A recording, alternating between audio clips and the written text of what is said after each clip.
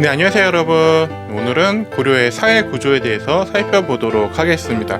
그래서 오늘 이제 고려의 사회 구조 중에 고려의 신분 구조라든지 신분 이동, 그리고 직업별, 그리고 지역별로 사람들이 어떠한 모습을 가지고 어떻게 살아갔는지, 그리고 다양한 귀화인들, 특히 고려시대에 활약했던 귀화, 다른 나라에서 왔던 인물들이 좀 있거든요.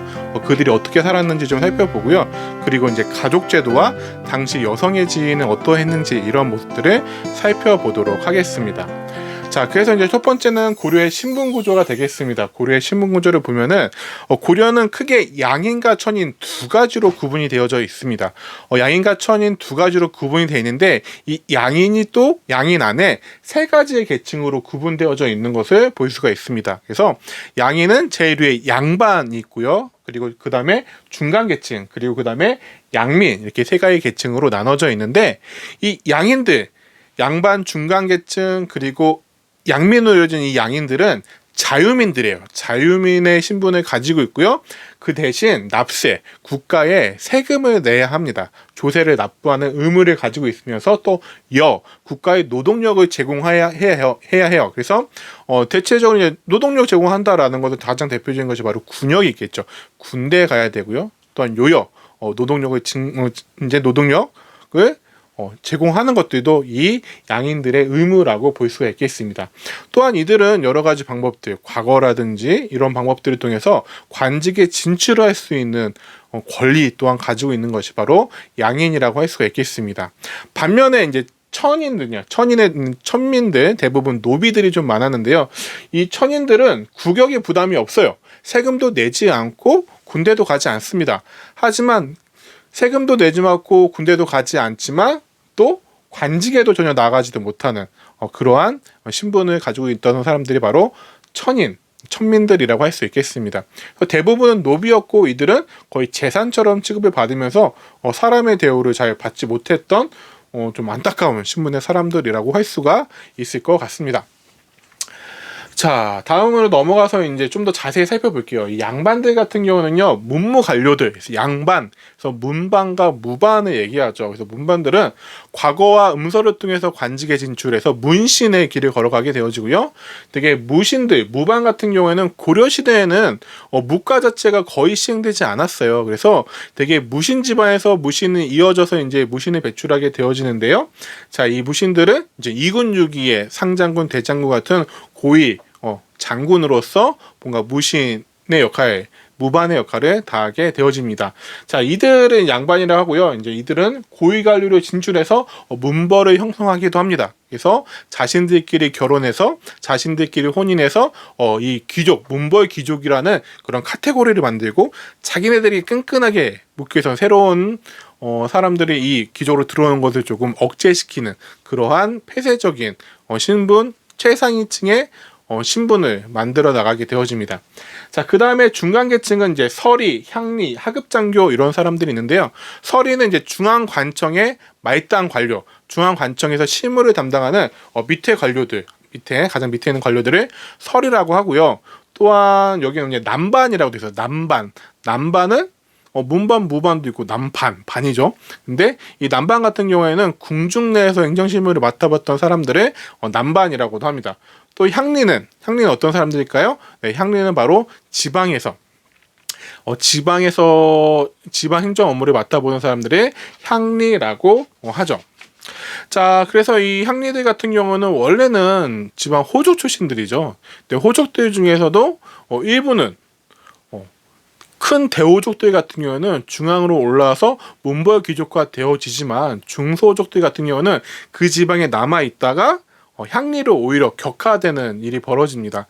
그러니까 호족이 상층 향리와 하층 향리로 나눠져 있다가, 상층 향리는 중앙으로 올라와서 문벌 귀족 더 높아진 반면에 하층 좀 작은 중소 호족들 같은 경우는 그대로 남아서 오히려 향리로 낮아지는 결과를 갖고 오게 되죠.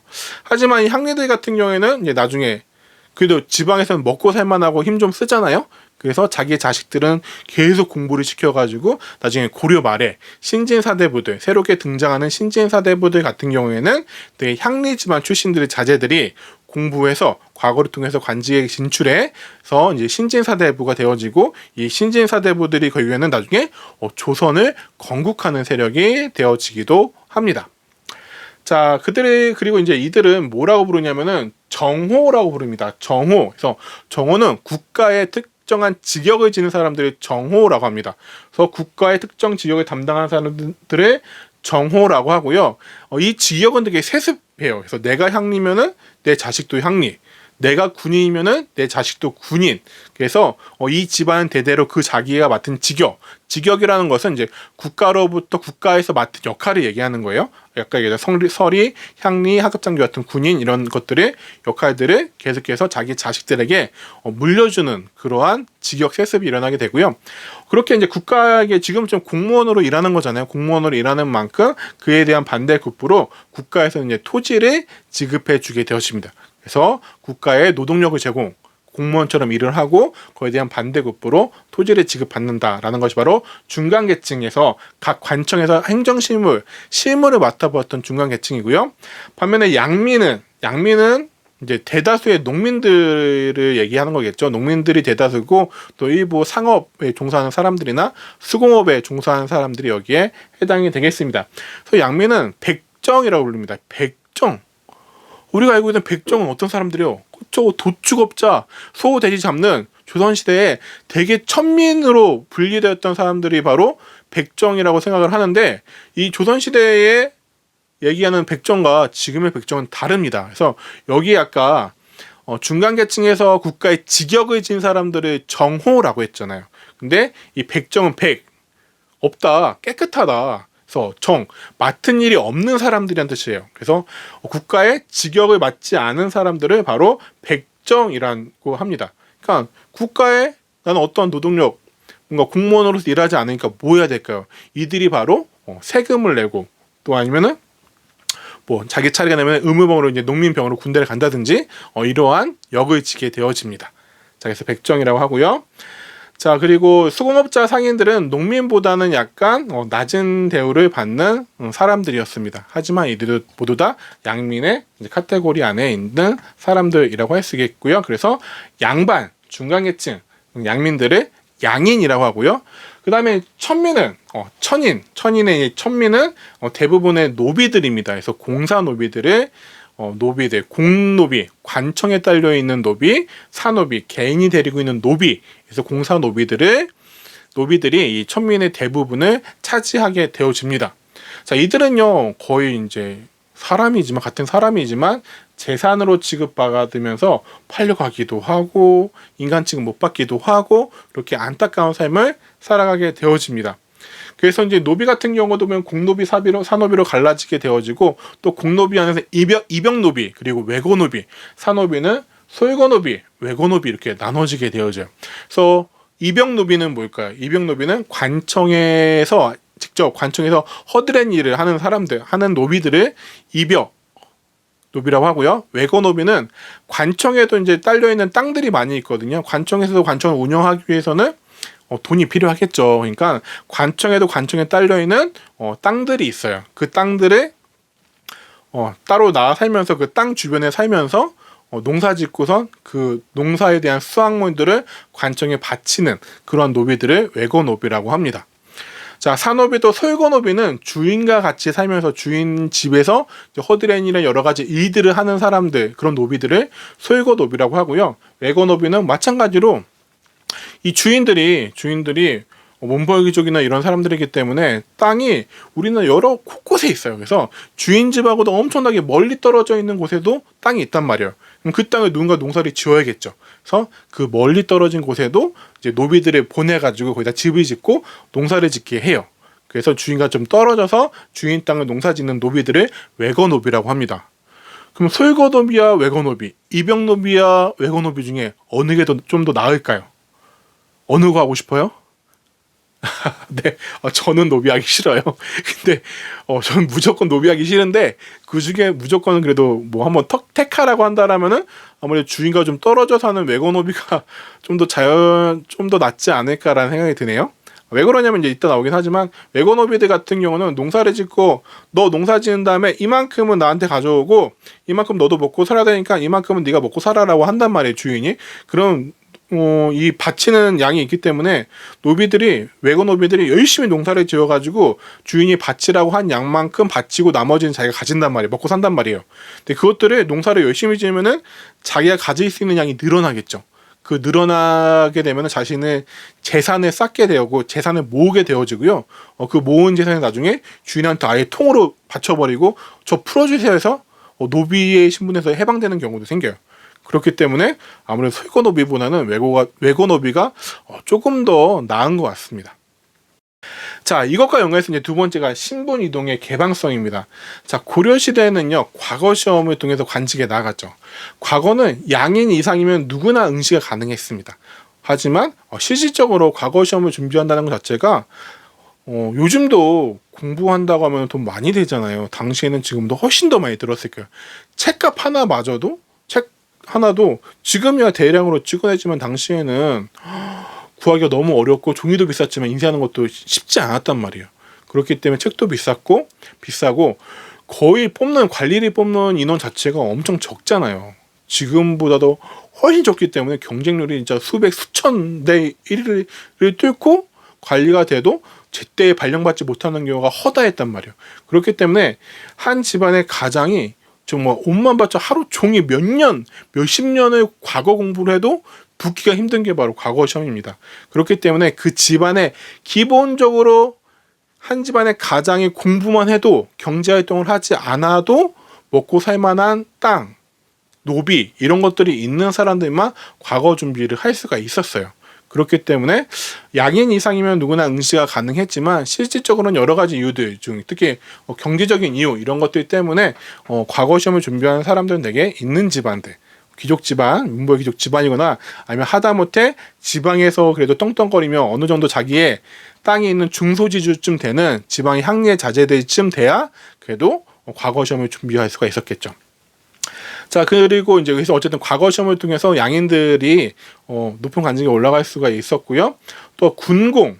자, 군인은 전쟁에서 공을 세우면 무관으로 진출할 수 있었어요. 고려시대는 무과 시험이 따로 없었다고 했죠. 그렇기 때문에 되게 군인들 중에 공을 세우면은 높은 무관 관직으로 올라가는 경우가 많이 생겼습니다. 많이 있었고요. 실제로 이제 그렇게 노비에서부터 천민 출신에서부터 최고 집정관까지 올라갔던 인물이 바로 있었죠. 우리 무신직건기에 배웠던 인물 중에 있습니다. 자, 기억하시기 바랍니다. 또 군공을 세운 향부곡선은 군현으로 승격을 시켜주기도 했습니다. 향부곡선은 어떤 지역이에요? 그렇죠. 일반 군현보다 차별받던 지역이죠. 세금도 좀 더 많이 내야 되고요. 과거 시험에도 제한이 있었고요. 결혼하는데도 제한이 있었던 그런 차별받던 지역이지만 그 지역에서 군공, 전쟁에서 있는데 그 지역 사람들이 큰 공을 세웠다 하면은 높은 관직이 아니죠. 그러니까 일반 군현으로 승격시켜주는 그렇게 해서 신분이 약간 올라가기도 합니다. 반면에 떨어지기도 하겠죠. 그렇죠? 일반 군현이었다가 거기에서 반란이 일어나거나 이랬다 하면은 일반 군현도 향부곡으로 이렇게 격화시키는 사례들도 있었습니다. 자, 그래서 이제 사료 하나 보도록 할게요. 자, 박의라는 사람인데요. 볼게요. 박의는 밀양 사람으로 매를 바치러 원에 다녀와 응방을 관리하였다. 응방은 매를 잡아서 바치는 관청입니다. 우리 원나라 간섭기에 원나라 사람들 같은 경우는 이제 매 사냥을 되게 좋아했다고 해요. 특히 유목민족들이 매 사냥을 상당히 좋아하는데 당시에 그래가지고 이 되게 품질이 좋은 멋있는 매를 이렇게 어깨에 하나쯤은 달고 다녀야지 이렇게 데리고 다녀야지 뭔가 폼이 나는 그런 시대였던 것 같아요. 요즘으로 치면은 명품백 들고 다니듯이 다시 이제 원나라의 남자들은 이렇게 어깨에다가 멋있는 매 하나쯤은 가지고 다녀야 됐단 말이에요. 그렇기 때문에 멋있는 매, 사냥에 잘하는 매를 바치라고 했어요. 곡물로 바치라고 해서 우리나라의 응방이라고 하는 매를 담당하는 관청이 만들어졌어요.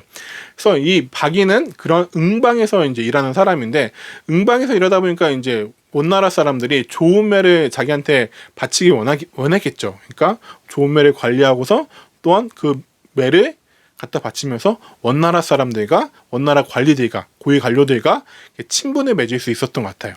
자, 그는 꽁지깃이 드물게 14개의 매를 중국 황제에게 진상하고 꽁지 꼬리에 있는 깃털이 14개, 화려하고 멋있어 보였겠죠. 그 답례로 황제가 자신을 장군으로 임명하였다고 왕에게 알려 장군이 되었다. 원나라 황제가 좋은 매 받았다고, 너 매 좋은 거 갖고 왔네? 너 그러면 이제 장군이야 라고 했고, 왕에게 알려와 장군이 됐다. 여기서 왕은 누굴까요? 그렇죠, 고려 왕이겠죠. 충선왕이 즉위하여 첨의 찬성사에 더하였고 밀양군에 봉하였다. 매 잘 잡아서 밀양군에 봉해지는 장군이 되는 첨의 찬성사라는 벼슬을 하는 그러한 사람이 바로 박입니다. 그러니까 출신 자체가 응방이었으면 이렇게 공부를 많이 하거나 과거 시험에 합격할 만한, 아니면 음서로서의 관직에 나갈 만한 사람은 아니었겠죠. 근데도 이렇게 원나라와의 관계 이런 것들을 통해서 이제 신분이 상승하는 것을 볼 수가 있습니다. 자, 그 다음은 지역별로 다른 삶의 모습입니다. 아까도 얘기했지만 이제 고려 시대에는 주연과 속현이 있죠. 관리가 파견된 지역은 주연, 그리고 관리가 파견되지 않은 곳은 바로 속현입니다. 그래서 주연과 속현, 내가 주연에 사냐 속현에 사느냐에 따라서도 뭔가 삶의 모습이 달라지기도 하는데, 특히나 많이 달라지는 것은 바로 향부곡소라고 하는 특수행정구역에 사는 경우가 가장 많이 다른 삶의 모습을 보이겠죠. 그래서 향부곡소 같은 경우는 원칙적으로는 양인이라고 하지만 차별 대우를 받았어요. 과거 응시도 불가능했고 세금도 훨씬 더 많이 바쳐야 됐고, 그리고 일반 군현보다 더 차별을 많이 받는 그러한 지역이 바로 특수행정구역 향부곡소에 사는 사람들이라고 할 수가 있겠습니다. 자, 그래서 이제 또 사료를 보면요. 자, 공주 명학소 사람 망이 망소이 등이 무리를 불러 공주를 공격하여 무너뜨렸다. 그래서 망이 망소인안에 대한 사료네요. 자, 이렇게 해서 명학소잖아요. 명학소. 소는 특수행정구역 중에 주로 수공업장, 그러니까 물건을 생산하는 지역들을 소라고 많이 합니다. 그래서 이 명학소에 있었던 망이망소이가 반란을 일으켰어요.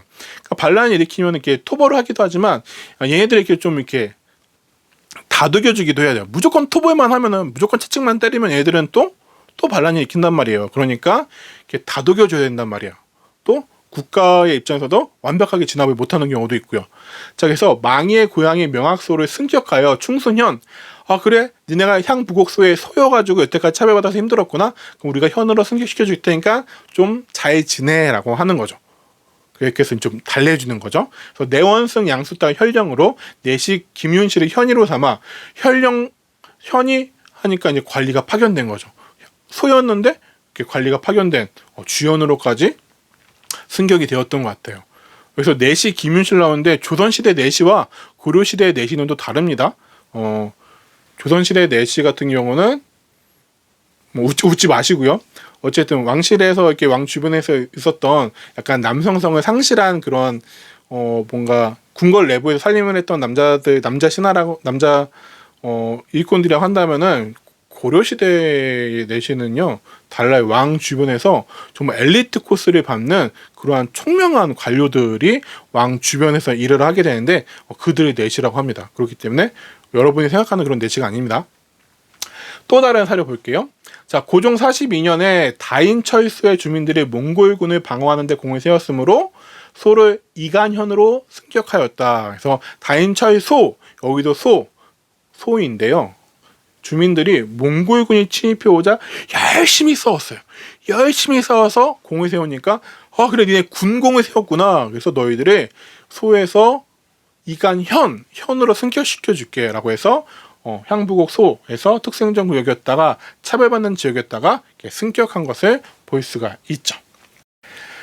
자, 네 번째 주제 보도록 할까요? 네 번째 주제는 다양한 귀하인의 수용입니다. 자, 중국 내에는요 당시에 이제 고려가 세워질 때쯤 되면요 5대 식국 시기라고 해가지고 또 되게 혼란한 시기가 일어납니다. 당나라가 힘이 약해지고 거의 멸망하게 되어지고 당나라 출신 절도사들이 곳곳에서 이제 또 왕조를 세우고 무너뜨리고 그런 혼란한 시기.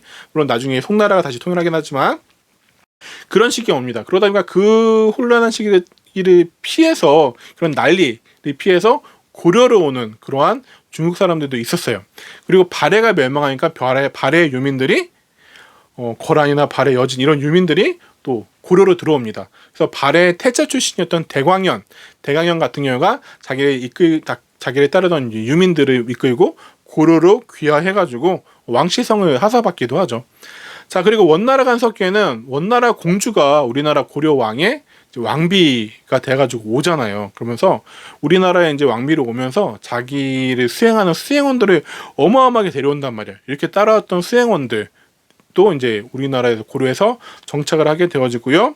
또 고려 말기에 또 홍건적, 이제 고려 말기에는 원나라도 이제 좀 무너지기 시작하거든요. 그러면서 중국 전국 각지에서도 홍건적의 난이 비롯한 여러 농민 반란들이 일어나게 되는데, 이런 농민 반란들을 피해서 또 고려로 들어오는 사람들도 많이 있었습니다. 그래서 고려 같은 경우는 이런 귀하인들 중에 이제 인재들이 있으면은 관직을 주기도 하고요. 또 토지를 수용하면서 적극적으로 수용을 했다라고 합니다. 가장 대표적인 인물이 아까도 얘기했지만 이제 발해의 출신 왕자였던 대광형 같은 경우도 잘 받아들이기도 하고요. 또 대표적인 인물, 대광형보다 더 대표적인 인물이 있습니다. 누굴까요? 네, 맞습니다. 광종 때 과거제 도입을 건의했던 바로 후주 5대의 한 나라였던 중국 5대 식국 중에 이제 후주라는 나라의 출신이었던 쌍기라는 인물이 있습니다. 이 쌍기라는 인물도 이제 와가지고 광종이 워낙에 처음 보고서는 약간 되게 매력적이고 매료되어가지고 자기 부하로 신하로 삼고 싶었던 것 같아요. 그래서 신하로 삼아가지고 이 쌍기가 과거제를 비롯한 광종의 개혁 정치를 뒷받침하게 되어지죠. 자, 이렇게 해서 이제 고려시대에 다양한 귀하인들을 수용하면서 또 능력 있는 인재들을 통해서 중국의 제도를 받아들이기도 하고 발해 유민들을 받아들이는 그런 모습들을 볼 수가 있겠습니다. 자, 다음은 가족제도와 여성의 지위가 되겠습니다. 자, 고려시대의 가족제도, 여성의 지위는 되게 중요한 주제 중에 하나입니다. 어떻게 고려의 선생님이 생각할 때는 고려의 사회 모습 중에는 이 당시의 여성의 지위, 고려 여성의 지위가 가장 중요한 부분이 아닌가 싶습니다. 자, 보면요, 부계와 모계, 혈연 모두 중요시합니다. 그러니까 아버지 쪽도 중요하지만 고려시대는 어머니 쪽도 그만큼 중요하게 생각했다라고 아시면 될 것 같아요. 그러니까 우리가 이제 전통이라는 게, 우리나라 고유의 전통이 원래 아버지 쪽 부계가 중요하다라고 생각을 하고 아버지 쪽 제사 지내고 이런 게 중요하다고 생각을 할 수 있지만, 그게 실질적으로는 조선 중기 이후부터예요. 그러니까 그 앞서 더 앞으로 가서 진짜 전통은 어머니 쪽, 아버지 쪽 남녀 차별을 하지 않고 동등하게 대우했던 것이, 오히려 여자 쪽이 더 친하게, 외가 쪽과 더 친하게 지냈던 것이 바로 우리 전통이기도 합니다. 그래서 여성의 사회적 지위가 비교적 높았고요. 여성도 호주가 될 수 있었어요. 여성도 한 집안의 가호, 그 집안의 가장이 될 수가 있었던 거예요. 그러니까 상당히 요즘과 똑같이 대단한 거죠. 왜냐면 우리나라도 호주제도, 현대 대한민국에서도 호주제도가 폐지된 게 얼마 되지 않았거든요. 근데 고려시대에는 여성들도 호주가 될 수 있었다는 거죠. 자, 그리고 호적도요, 조선시대에 이제 족보 이런 거 보면 여자들은 출가 외인이다 해가지고 아예 빼버렸다고 우리는 알고 있지만, 고려시대에는 남녀 상관없어요. 남자든 여자든 아들이든 딸이든 그냥 태어난 대로 출생순으로 호적을 기재했다, 족보를 기재했다라고 하고요. 또 음서도 아들이나 손자한테만 줬을 것 같지만 외손자한테도 주고요. 또 사위한테도 음서를 줄 정도로 그만큼 뭔가 처간이, 외간이, 친간이 이런 구분이 별로 없었던 평등했던 시대라고 할 수가 있겠습니다. 또 결혼도 일부일처제였고 여성들의 재혼이 비교적 자유로웠다고 합니다. 조선시대보다 훨씬 자유로웠다고요. 조선시대 같은 경우는 재혼한 여자의 자식은 아예 과거시험도 못 보게 할 정도로 뭔가 이 재혼에 대해서 유교 사상에 의해서 뭔가 못하게 막았다라면은 고려시대는 훨씬 더 좀 자유로운 모습을 보였다라고 합니다. 여성의 삶과 여성의 행복권이라는 측면에서 보면은 훨씬 더 여성들도 자유로울 수 있어야겠죠. 또 결혼 후 사이가 처가에서 거주하는 것이 일반적 처가살이라고 하죠. 그래서 무조건 이 시집살이 하는 것이 아니라 오히려 처가살이를 하는 사람들이 훨씬 더 많았다라고 합니다. 그래서 결혼 후에 사이가 처가에서 살다가 뭐 독립한다든지 이런 일들이 되게 일상적이었다 라고 하고요. 재산도 부부가 각각 재산의 소유, 부부 각각 재산 소유. 그래서 딸 같은 이제 여자 같은 경우는 아버지가 물려받은 재산은 자기가 이제 혼자 독자적으로 관리할 수 있었고요. 또 자녀들에게도 첫째 아들한테만 재산을 물려주는 것이 아니라 첫째든 둘째든 아들이든 딸이든 우리가 n분의 1이라고 하죠. n분의 1 똑같이 나눠줍니다. 그래서 균분 똑같이 재산이 상속합니다. 근데 재산을 똑같이 받았어요. 그럼 무엇도 똑같이 해야 될까요? 네, 재산을 똑같이 받았기 때문에 부모를 모시는 것이라든지 아니면 부모님이 돌아가신다면 제사, 윤회봉사라고 하는데요. 윤회봉사도 똑같이 합니다. 똑같이. 내가 재산을 똑같이 받았으니까 부모님에 대한 제사도 아들, 딸 상관없이 번갈아 가면서 지내게 되어집니다. 나중에 조선시대가 되면은 첫째 아들들한테 재산을 거의 다 물려주죠. 그 명분 중에 하나가 뭘까요? 네, 바로 첫째 아들이 무엇을 지내게 되면서 혼자 제사를 다 지내게 되면서 첫째 아들이 제사를 지내줄 거니까 첫째 아들한테 재산을 거의 다 물려주게 되거든요. 근데 고려 시대는 재산을 균등하게 받았으니까 네, 어떻게? 네, 제사도 같이 번갈아가면서 지내는 거죠. 훨씬 더 합리적이고 훨씬 더 조선시대보다 오히려 더 앞선 시대인 것 같습니다. 자, 그래서 이제 사료 하나 보도록 하겠습니다. 박유열전에 있는 내용인데요. 박유가 청컨대 여러 신하 관료들에게 여러 처를 두게 하고 일부 다처제를 얘기하네요. 품위에 따라 관리의 높고 낮음에 따라 그것을 점차 줄이도록 하십시오. 그러니까 등급이 높은 관리는 부인을 여러 명 될 수 있고 등급이 낮으면은 적게 될 수 있다. 연등의 날 저녁 박유가 왕의 행차를 호위하며 따라갔는데 어떤 노파가 그를 손가락질하면서 첩을 두고자 요청한 자가 저놈의 늙은이다라고 하였다. 그러니까 박유가 일부 다처제를 주장한 것은 이미 소문이 고려에 이 소문이 쫙 퍼진 거예요. 그러니까 여자들이 제가 일부 다처제 하자고 했어.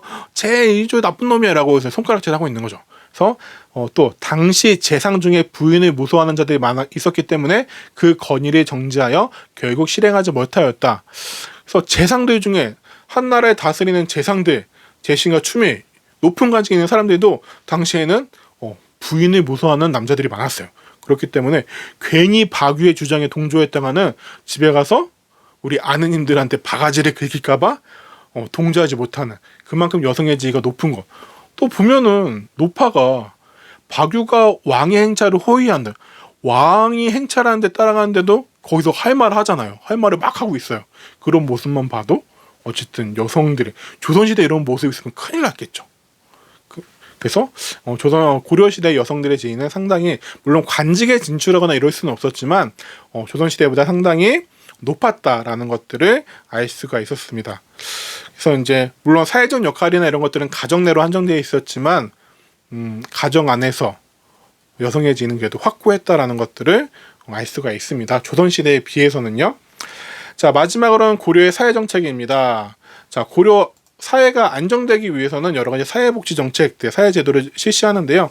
이제 첫 번째 의창, 우리 태종 왕건 때 흑창의 설치에 따라 나와 있는데 이제 그것이 이름이 의창으로 바뀌죠. 그래서 평상시에 곡물을 잘 모아뒀다가 흉년이 되면은 빈민을 구제하는 고구려 때 이제 진대법 기억나죠? 그러한 제도라고 보면은 되겠습니다. 왜냐하면 이렇게 평민들이 양민들이 먹을 것이 없어가지고 빈민 노비로 전락하게 되어지면은 결국에는 국가 입장에서는 손해잖아요. 그렇죠? 귀족들의 힘은 세지고 국가 입장에서는 조세를 낼 사람들이 줄어드는 효과이기 때문에 이들의 요즘 중산층의 삶을 탄탄하게 좀 안정적으로 해주기 위해서는 의창 같은 사회복지 정책이 필요했던 것 같습니다. 또 상평창은 물가 안정을 위한 기구가 되겠습니다. 물가 안정을 위해서 요즘으로 치면은 뭐 공정거래위원회라든지 이런 느낌이랄까요? 그래서 물가를 조절하기 위해서 상평창이라는 기구를 두었고요. 자, 동서대비원은 환자 치료 및 빈민의 구유, 그래야죠 이제 병원 역할이라든지 아니면 사회복지 시설 이러한 역할들 사회복지 역할을 하는 것이 바로 동서대비원이 있겠고요. 그다음에 제2번은 보호라는 것은 기금, 이제 돈을 모아두는 거예요. 돈을 모아둬서 이 기금의 이자로 빈민들이 구제해주는 요즘으로 치면 복지재단 뭐 이런 같은 느낌이라고 복지재단을 위한 이제 금고 같은 느낌이라고 보시면 되겠습니다. 그래서 의장, 상평자, 동서대변, 제보 같은 이러한 기관들을 만들어 가지고 사회 정책, 뭔가 이 양민들이 계속해서 안정적으로 삶을 유지해 나갈 수 있도록 하기 위한 제도들을 마련한 것이 바로 또 고려시대였다라고 알아두시면 좋을 것 같습니다.